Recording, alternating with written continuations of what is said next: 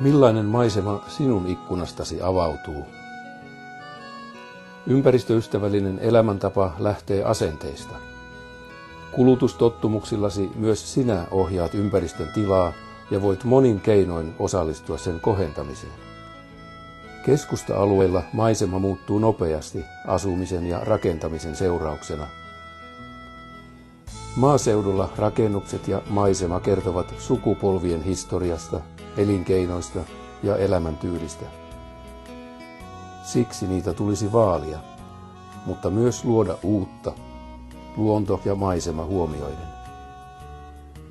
Maaseudun kauniit perinnemaisemat muodostuivat, kun viikate, tuli ja karja muokkasivat maisemaa. Erilaiset niityt, metsälaitumet ja hakamaat ovat katoamassa, näiden mukana myös joukko harvinaisia eläin- ja kasvilajeja. Siksi nyt on tärkeää huolehtia ympäristöstä erilaisin maiseman ja luonnonhoidon keinoin. Maaseudun tila on kaikkien siellä toimivien käsissä.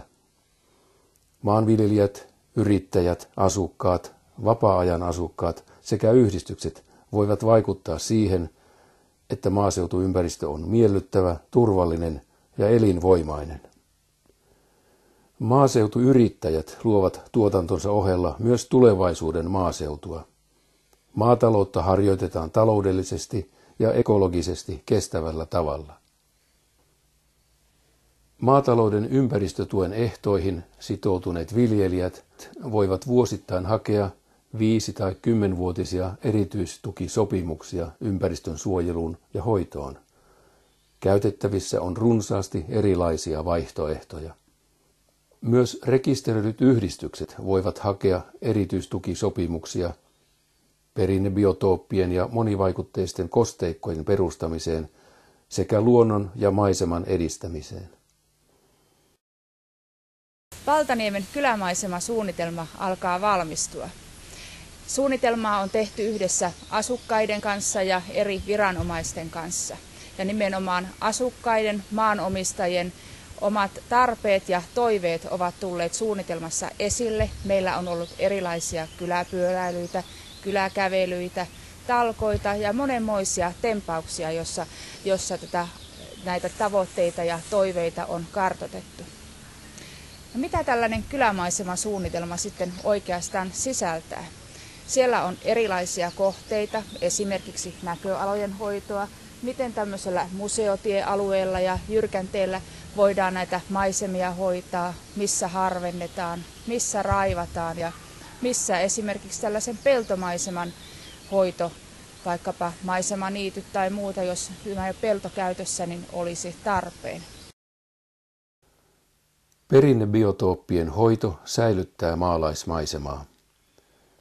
Pellon ulkopuolisia alueita, ketoja, niittyjä, hakamaita tai metsälaitumia hoidetaan niittämällä tai laiduntamalla. Pensaiden ja puuston raivauksen lisäksi suunnitelmat voivat sisältää myös perinteisten karjatalouteen liittyvien rakennelmien säilyttämistä ja kunnostamista. Kosteikot elävöittävät maisemaa ja tarjoavat vesilinnuille uusia pesimäpaikkoja. Ne sitovat pelloilta huuhtoutuneita ravinteita ja estävät näiden valumat vesistöihin. Luonnon ja maiseman monimuotoisuuden edistäminen säilyttää tavanomaisesta poikkeavia luonto- ja maisema-arvoja.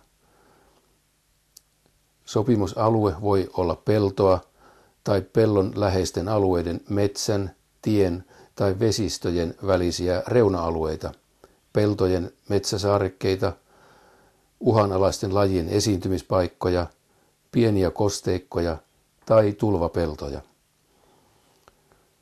Raivauksen, laiduntamisen ja niiton lisäksi voidaan kunnostaa kiviaitoja, perustaa polkuja tai rakentaa lintutorni. Mehän tämä perinnebiotooppi laiduntaminen niin aloitettiin varmaan toistakymmentä vuotta sitten, että tuossa muuan naapuri oli muutaman vuoden aikaisemmin alkanut ja me innostuttiin, kun meillä on näitä rantalaitumia. Ne oli niin rumia, kun ne oli pusittunut ja ei päässyt valoa mehtään pilikahtamaan.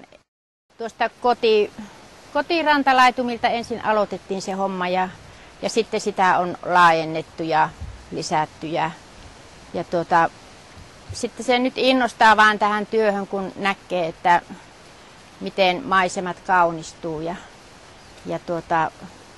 kasvit voi paremmin ja siellä on eläimet viihtyy, linnut, hyönteiset. Ja tokihan se on se lisätulo, niin sehän on kansan merkittävä asia. Että minä olen kyllä tykännyt, onhan siinä tietenkin huolet ja hommat, mutta silti tykkään ja aion jatkaa, jos se vaan on mahdollista. Lampailla on se päätarkoitus tällä, että ne pitää tämän maiseman avonaisena ja syövät tätä aluskasvillisuutta. Ja sitten tietysti mitä raivataan noita pajuja, niin ne lehet syövät. Sitä minä en uskonut, kun mä ensimmäisen kerran menin tuohon yhteen saareen, mikä oli niin täynnä, että minä ajattelin, että se ei ikinä voi olla niin kuin se nyt on. Ympäristötuet haetaan ELY-keskuksesta keväisin. Yhdistysten hakemuksiin tarvitaan paikallisen LEADER-ryhmän lausunto. Suunnittele sulanmaan aikana ja käytä asiantuntijaa. Viime vuosina hyväksyttävä tukitaso on ollut 450 € hehtaaria kohti vuodessa. Erityisympäristötuet ovat vain yksi osa maiseman ja ympäristön hoitoa. Myös erilaisten yleishyödyllisten kehittämis-, investointi- ja koulutushankkeiden monet mahdollisuudet ovat käytettävissä.